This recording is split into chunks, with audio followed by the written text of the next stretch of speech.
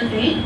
మరి ఎలా దాని మీదకి వెళ్ళాడో లేదో ఏమనేది తెలియదు, కానీ ఆ ప్లేట్ ఉంది దాని మీద, అది వీడు ఇలా లోపలికి పడ్డాడు. ప్లేట్ వాడికి ఇలా అట్టుగా ఉంది, ఐరన్ అది. ప్రణవి పట్టుకుంది కాబట్టి ఉన్నాడు, లేదంటే పడిపోయేవాడే. కనీసం ఐరన్ అది చాలా మందంగా ఉంది, వాడికి ఇలా ఆనుకుని ఉంది. కనీసం చిన్న గీత కూడా తగలేదు, చిన్నది కూడా గీసుకోలేదు వాడికి.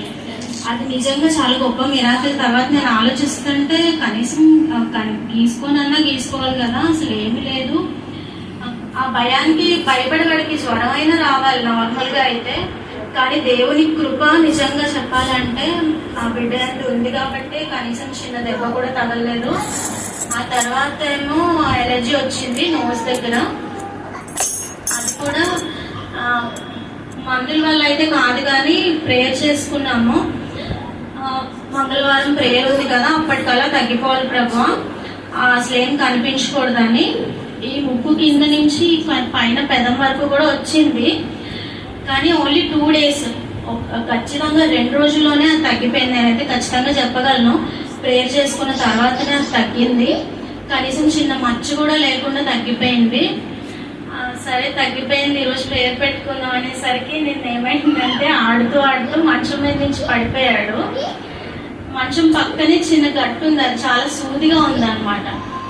వాడు ఇలా పడినట్టున్నాడు, గుచ్చుకుంది వెనకాల తలకి, ఈ మాడు కింద అనమాట. జస్ట్ నార్మల్ గా పడ్డాడేమో అనుకొని ఏడుస్తుంటే నేను ఎత్తుకొని ఇలా అంటుంటే నాకు బ్లడ్ తగిలింది. ఏంటి బ్లడ్ ఎక్కడి నుంచి వస్తుందని చెప్పి, పడ్డాడు కదా చెయ్యికి ఏమైనా తగిలిందేమో అని చేయి చూస్తే చేతికి ఏమీ లేదు. సరే ఇంకా నాకు కంగారు వచ్చి చూస్తే తలకి తగిలింది. నిజంగా చూసినప్పుడు అయితే అది చాలా భయంకరంగా ఉంది, ఒక హోల్లా పడిపోయి చుట్టూరు స్కిన్ అనమాట. చాలా భయం వేసింది. ఆడు ఏడవడంతో ఏమైందంటే వాడికి వామిటింగ్ అయింది. వామిటింగ్ అయ్యేసరికి ఇంకా నాకు చాలా కంగారు వచ్చేసింది. తలకి దెబ్బ తగిలినప్పుడు వామిటింగ్ అవ్వకూడదు కదా అసలు. ఇంకా నాకు ఒక నిమిషం ఏం చేయాలో అర్థం కాలేదు. ఇంకా వెంటనే ఒక 5 నిమిషాల లోపే హాస్పిటల్కి తీసుకెళ్ళిపోదామని మా మావయ్య గారికి తెలుసు ఆ డాక్టర్. సరే అని చెప్పి అత్తకి ఫోన్ చేస్తే, మావయ్య ఇంకా రాలేదమ్మా, మీరు వెళ్ళండి, వెళ్ళి మావయ్య పేరు చెప్పండి అని చెప్పి అత్త అంటే ఇంక వెంటనే 5 నిమిషాల లోపే తీసుకెళ్ళిపోయాం. మామూలుగా అయితే నేను అసలు వెంటనే హాస్పిటల్కి తీసుకెళ్ళడానికి కూడా ఇష్టపడను, కానీ నాకు వామిటింగ్ వేసేది చాలా భయం వేసింది.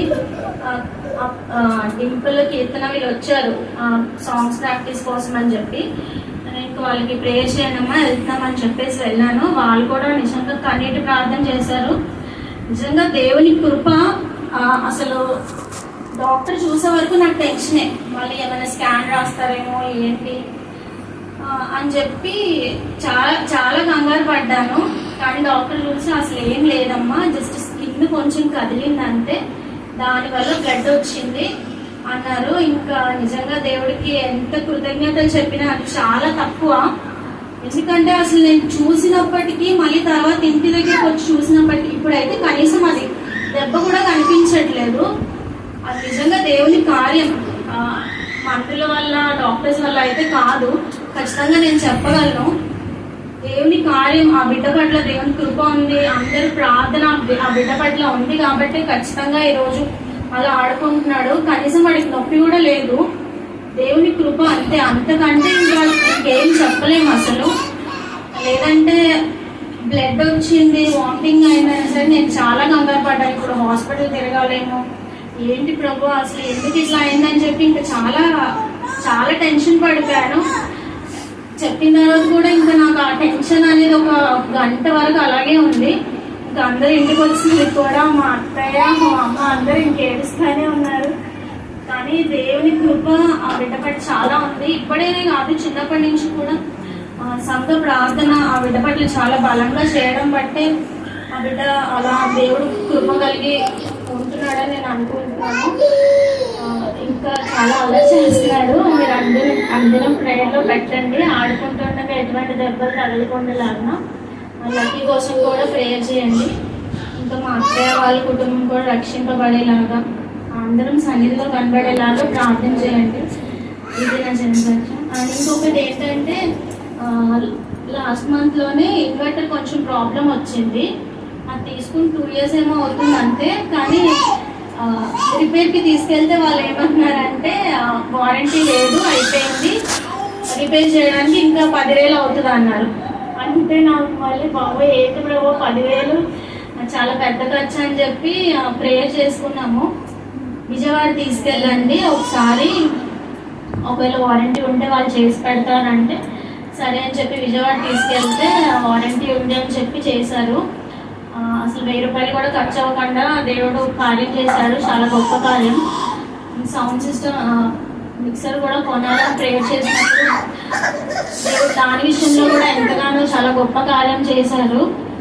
మరి నెలంతా చాలా మిరాకిల్స్ చేశారు మా ఫ్యామిలీలో అయితే. ఇంకా ప్రతి నెల మేము ఇలాగా కూడిక పెట్టుకునేలాగా మీరందరూ మా కోసం ప్రార్థన చేయండి, మా కుటుంబం కొరకు ప్రార్థన చేయండి. ఇది నా చిన్న సాక్ష్యం.